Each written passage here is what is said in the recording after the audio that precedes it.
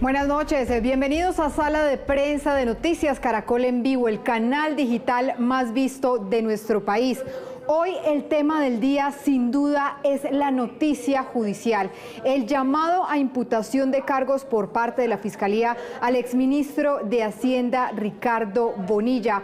Una de las noticias tal vez más anunciadas en las últimas semanas, luego de que la Corte Suprema de Justicia y también la misma Fiscalía adelantaran diversas investigaciones en el marco de este mega escándalo que prácticamente ya cumple un año de ser descubierto en gran parte por la Unidad Investigativa de Noticias Caracol. Pero para justamente hablar de este tema y de las implicaciones que podría tener de hoy en adelante el exministro y también varios de los salpicados en este escándalo, nos acompaña aquí en el estudio Joana Álvarez, quien hace parte también de la Unidad Investigativa de Noticias Caracol. Y en segundos vamos a ver en pantalla también a Juan David Laverde y también a nuestro querido Ricardo Calderón, quienes también hacen parte de la Unidad Investigativa y quienes han develado muy juiciosamente todo este entramado y los detalles que podría tener este entramado de corrupción. Pero quiero comenzar con usted, Joana,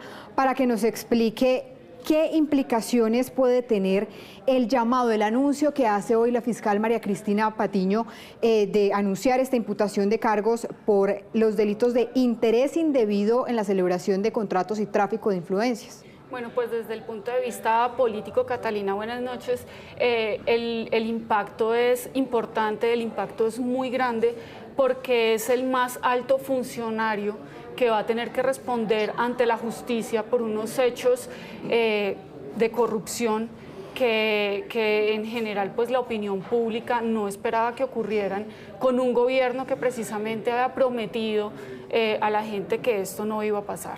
Entonces aquí hay unos señalamientos muy serios frente a precisamente contratos que se estaban entregando desde la unidad de gestión del riesgo a congresistas para que ellos a cambio votaran las reformas del gobierno. Estamos hablando de la reforma pensional, estamos hablando de la reforma laboral y en este caso en específico estamos hablando del apoyo de los congresistas para conceptuar favorablemente unos créditos internacionales de la nación que se necesitaban con urgencia, que el gobierno necesitaba ese aval, que si bien era un concepto, el gobierno esperaba que se hiciera con este aval de la Comisión de Crédito Público y para hacerlo pues se prometieron una serie de contratos que a su vez, y este es quizá uno de los cuestionamientos más grandes que vamos a ver ante el juez cuando se develen todas estas evidencias, es que a su vez estos congresistas tenían amarrados a los contratistas. Sí. Entonces eran contratos que no se iban a sacar a licitación,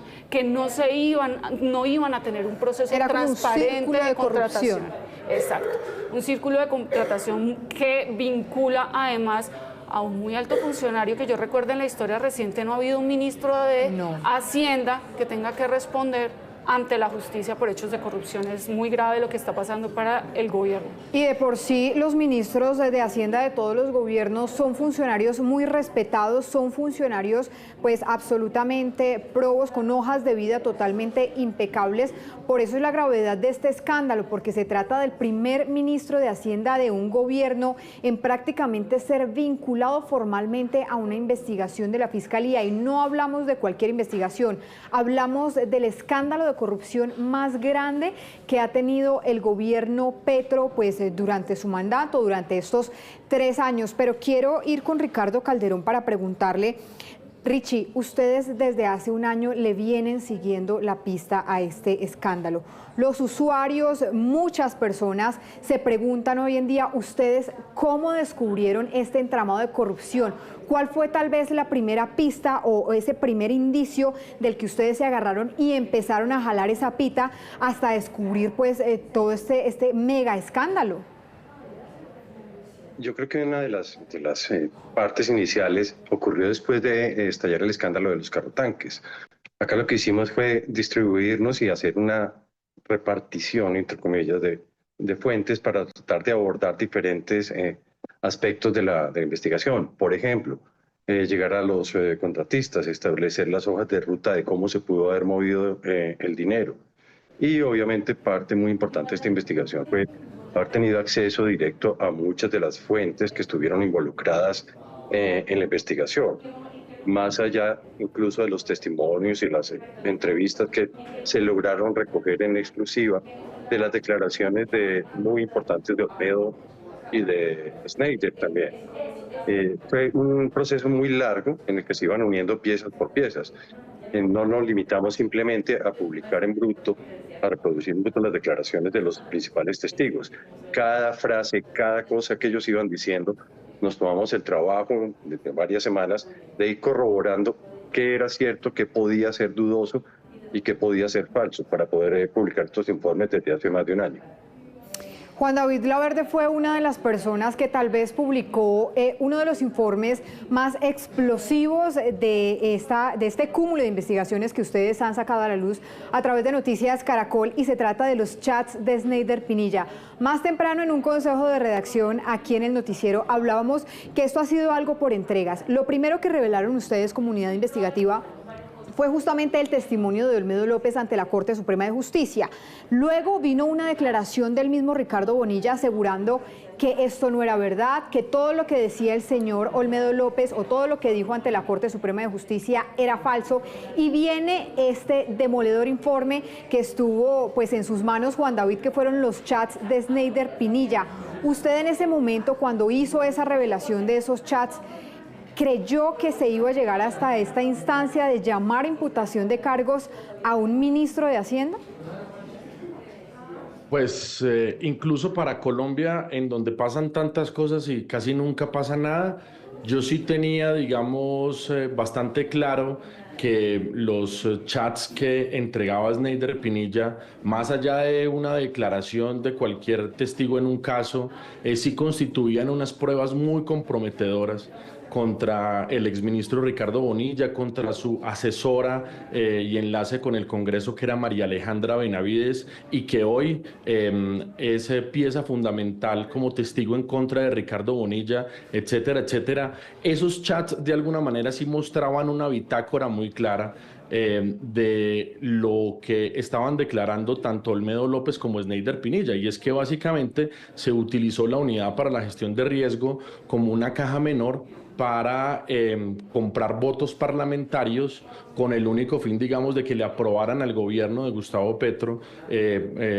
proyectos de ley estratégicos. En este caso en particular se trataba de la Comisión Interparlamentaria de Crédito Público, que lo que hace es emitir unos conceptos, como explicaba Joana, para que el Congreso de la República le avalara al gobierno unos empréstitos internacionales muy importantes con los que se ajustaban el presupuesto nacional. Y entonces lo que quedó en evidencia con esos chats que entregó Schneider Pinilla es que pues todo indica que a cambio, digamos, de entregarle a esos 6 parlamentarios que hoy están llamados a indagatoria, que ya fueron llamados a indagatoria por parte de la Corte Suprema, con tal, digamos, de entregarles a ellos proyectos por 92.000 millones de pesos, esos congresistas aprobaron esos empréstitos internacionales.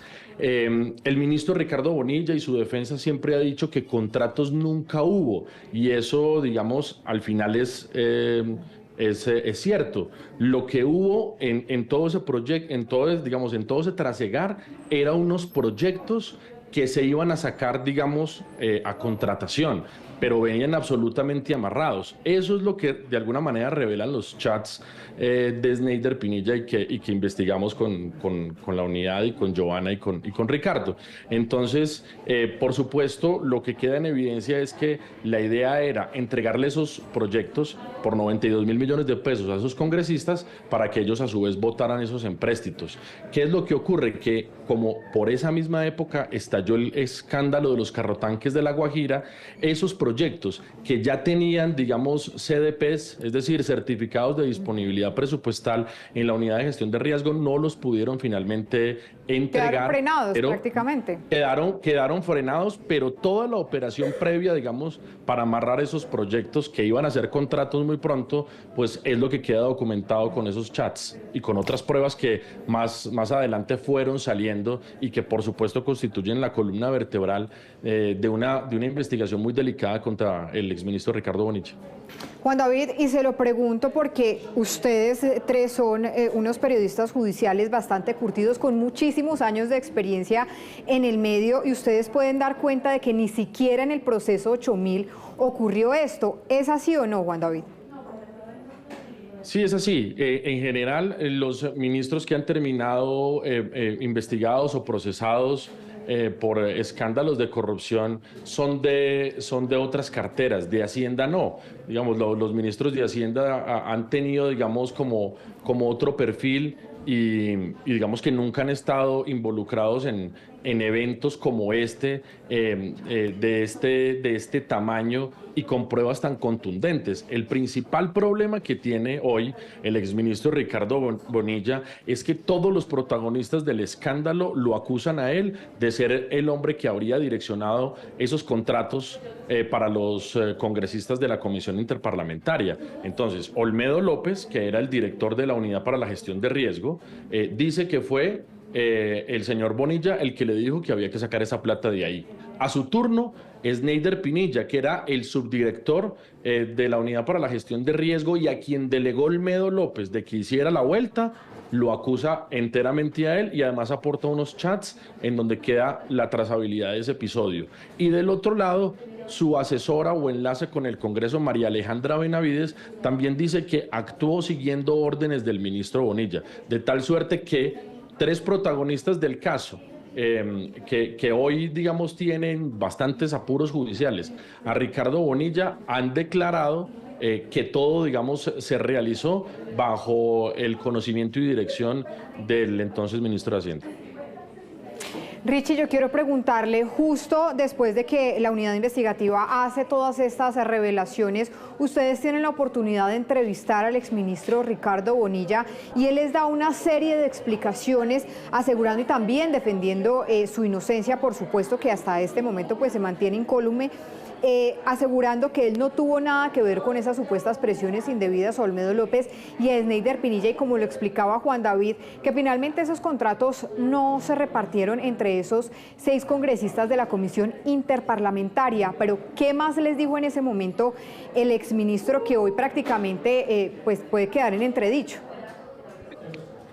Sí, en esa entrevista que hicimos con Juan Roberto Vargas, el ministro obviamente no acepta ningún tipo de responsabilidad en todo el escándalo, trata de minimizar incluso la función que tenía su enlace con el Congreso, María Alejandra Benavides, un poco un trato de, como si fuera una secretaria, minimizando el rol importante que ella cumplió y desconociendo las pruebas que ella obviamente terminó entregando a la Fiscalía. Bonilla trata siempre de fundamentar su defensa un poco en lo que mencionaba Juan David, que los contratos no se firmaron finalmente. Pero como bien lo explica Juan David, no se firman no porque no estuviera todo listo, sino porque les tocó frenarlos por el escándalo. Él fundamenta ahí su defensa. Se enreda también un poco en explicar cuál era su rol al mantener ciertas reuniones con los congresistas y con algunos funcionarios.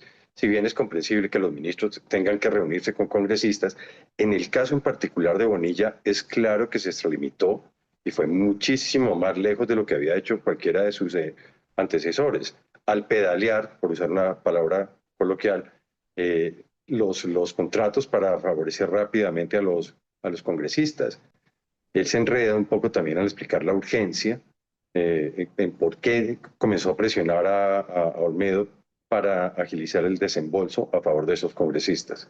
En resumen, la entrevista realmente él no acepta nada como ha sido básicamente su línea de defensa hasta ahora.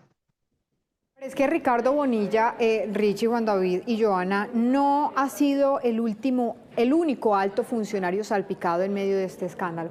También hay otros nombres, por ejemplo, el del exministro Luis Fernando Velasco, que a hoy ni siquiera ha sido vinculado en ninguna investigación.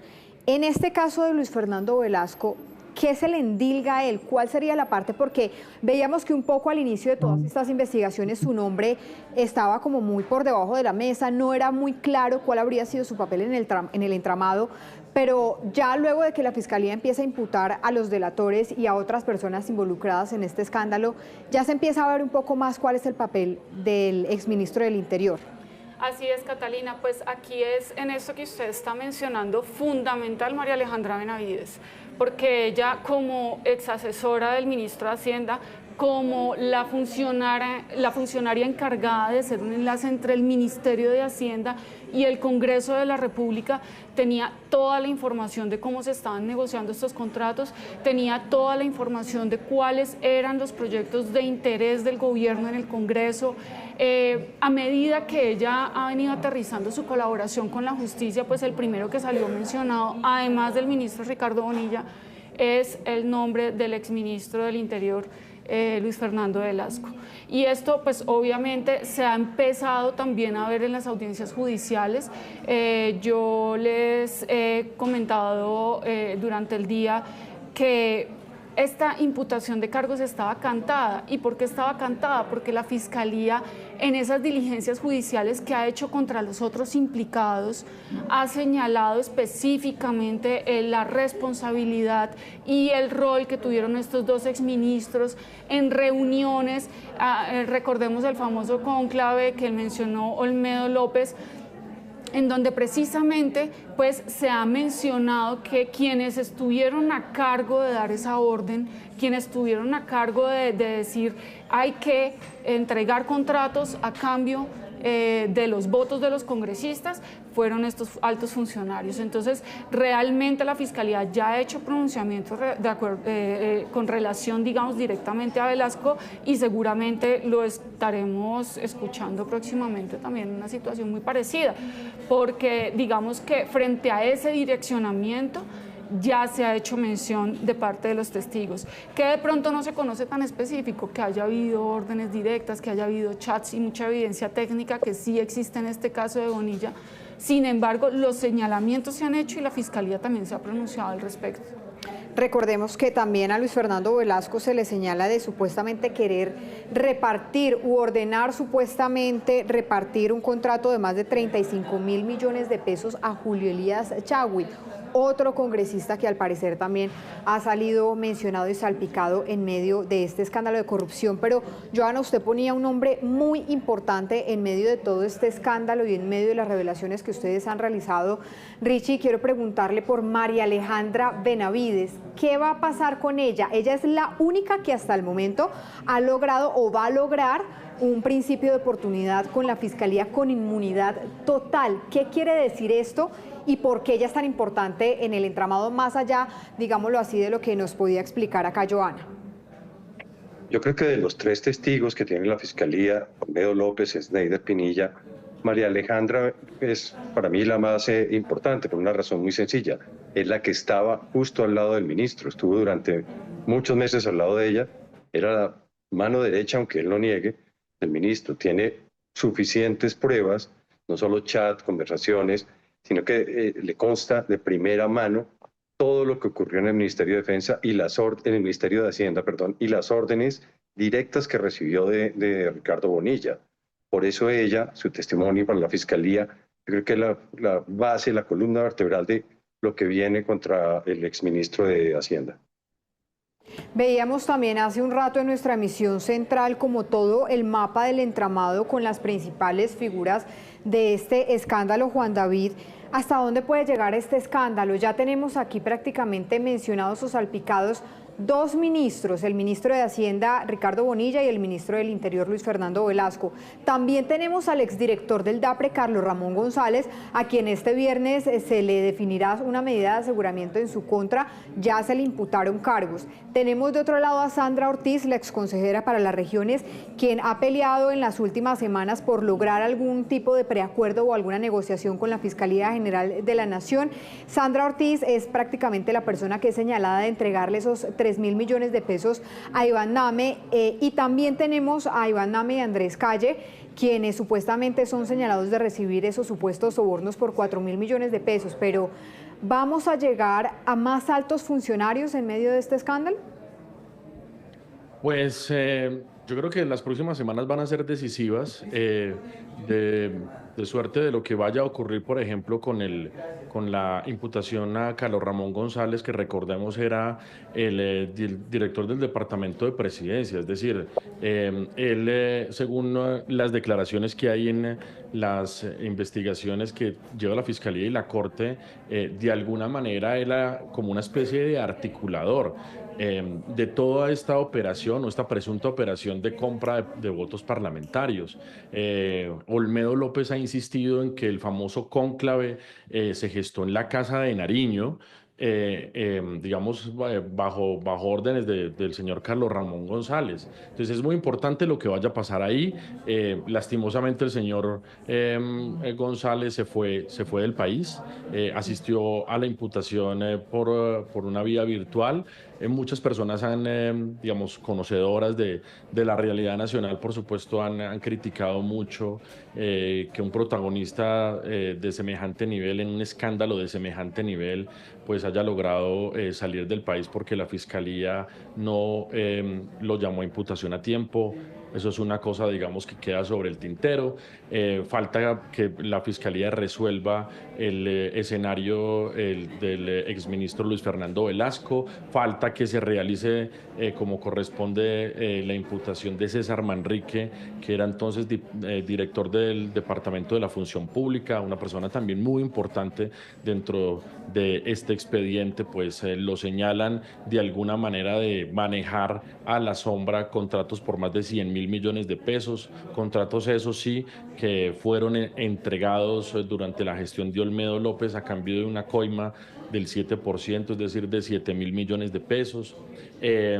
Falta que de alguna manera la Corte Suprema de Justicia, la Sala de Instrucción en específico, defina la situación judicial de los 6 congresistas de la Comisión Interparlamentaria de Crédito Público. Falta, por supuesto, que más adelante esa misma Sala de Instrucción termine de definir si acusa o no a los expresidentes del Senado y la Cámara, Iván Name y Andrés Calle. En fin, yo creo que faltan muchos capítulos. Lo que sí está claro es que es muy difícil que esta bola de nieve no siga avanzando. Ya es muy difícil, ya son demasiados protagonistas, ya son demasiadas confesiones, demasiadas revelaciones. Incluso yo me atrevería a decir que la mayoría, digamos, de las evidencias que hoy involucran al doctor Bonilla las habíamos anticipado desde hacía muchísimos meses acá. Lo mismo ocurrió con Carlos Ramón González y de allí, digamos, un poco la crítica a la Fiscalía por la demora en llamarlo a imputación de cargos. Pero está claro que todavía falta trecho por recorrer, pero me parece que es muy difícil que esa bola de nieve se detenga. Yo creo que más personajes van a seguir resonando aquí al respecto y las decisiones judiciales, al final de cuentas, van a poner, digamos, como los puntos sobre las íes, sobre las responsabilidades de muchos de estos altos funcionarios o exfuncionarios ya del gobierno de Gustavo Petro en un escándalo de corrupción muy, muy, muy feo. Como de esta magnitud, ¿no? Es el mayor escándalo de corrupción que se ha conocido pues, a lo largo de estos 3 años.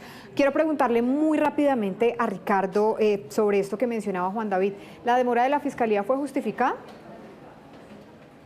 Yo creo que no. Realmente acá yo creo que la prensa jugó un papel muy importante y valdría la pena preguntarse si la Fiscalía tomó o hubiera tomado las medidas que ha tomado, si la prensa no se hubiera encargado de sacar a la luz pública cada uno de los roles de los personajes que están involucrados en esto, el papel de Carlos Ramón, el papel del propio ministro Bonilla.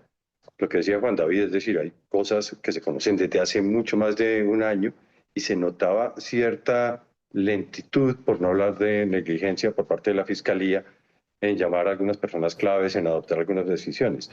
Si bien es cierto que los tiempos judiciales son distintos a los tiempos periodísticos, yo creo que acá el papel de la prensa fue fundamental para que la Fiscalía se despertara un poco y se moviera, así sea a regañadientes, a tomar algunas decisiones como las que está tomando.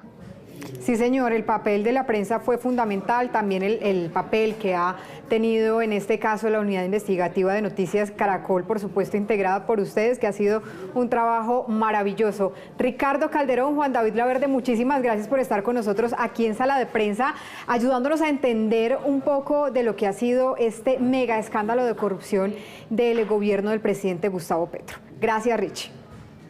Gracias a ustedes. Y gracias, Juan David. Bueno, y me quedo acá también con Joana para cerrar sobre un punto clave, Joana, que tiene que ver sobre unos cabos sueltos.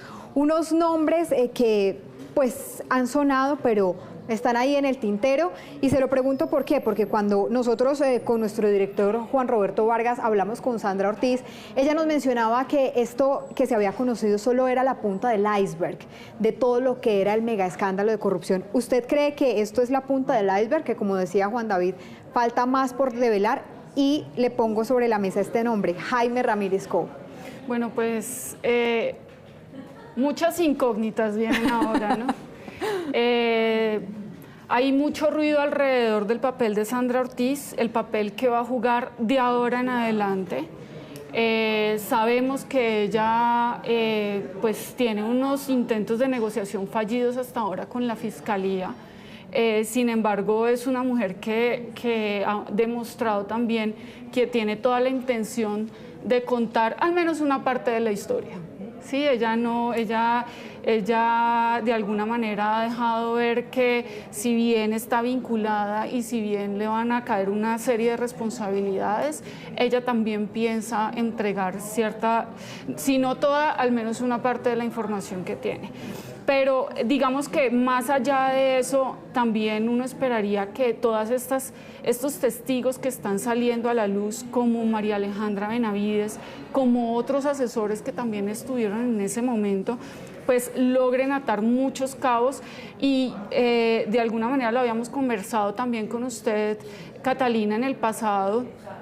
Aquí puede que en la sala de instrucción de la Corte Suprema de Justicia los aforados nos terminen dando sorpresas. Claro. Porque digamos que ahí hay unos diálogos con sus superiores, que son la sala de casación de la Corte Suprema de Justicia, para ver de qué manera estas negociaciones se pueden concertar con ellos, y no solamente allí, sino que hay una reforma a la justicia que está en trámite en el Congreso. Claro. Y en el eventual caso en que se abran unos beneficios para ellos, pues también lo que veremos, que es inédito en Colombia, es congresistas colaborando.